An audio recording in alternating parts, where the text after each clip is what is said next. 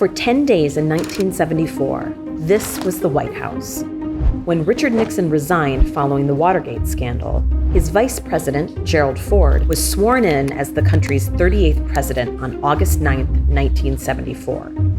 This happened so quickly, the Nixons hadn't even had time to move their things out of the White House. So, in the meantime, and for the next 10 days, the president and first lady kept living in their colonial home in Alexandria, Virginia, where they'd raised their 4 children. The morning after he was sworn in as president, his wife Betty recorded this in her memoir. August 10th at 7 a.m., the President of the United States appears on his doorstep looking for the morning paper, then goes back inside to fix his orange juice and English muffin. But making the Ford's house safe enough to live in took a lot of work. The Secret Service had to establish a command post in the garage of the house, and bulletproof glass was installed in the master bedroom. They also had to reinforce the driveway with steel rods for the president's motorcade. Our poor neighbors went through hell, Ford said. Finally, on August 19, 1974, the Fords moved into the White House.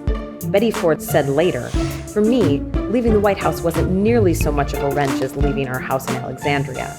After we decided we weren't going to move back, I never went over there again. I didn't want to. I wanted to think of my new life, to look forward." To learn more, watch The American Vice President, now streaming on our website and the PBS app.